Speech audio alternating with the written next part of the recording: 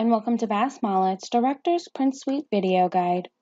My name is Kai and today I will be showing you how to print Reflections of Life square candles. To start off, we'll select our product on the left-hand side, and next we'll go under our Print Info button to view the dimensions needed to print this product. For more visual assistance, take a look at the tutorials listed on the left-hand side.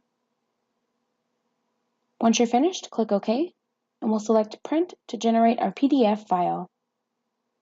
If you haven't set your computer to do this automatically, please see our how-to video on the process. Once our PDF file has generated, we'll want to review the document to be sure that everything has generated correctly.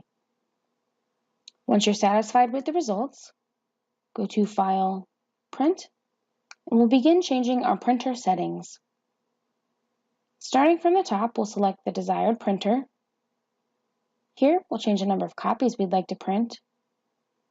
And we'll make sure that the following options have been selected: actual size, choose paper source by PDF page size, and portrait.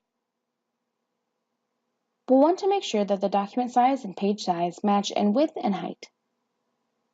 Next, we'll go into the advanced properties and make a few changes at the bottom.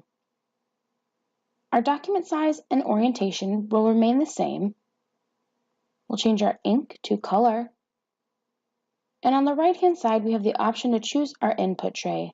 Today, I will be using the bypass tray. Last but not least, we have our paper type, and this will always be thick 1 to ensure that the ink stays on the paper.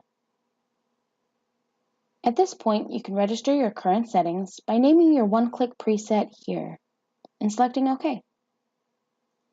By doing this, an icon will appear above, and by clicking on this on future cases, the below settings will import into that case.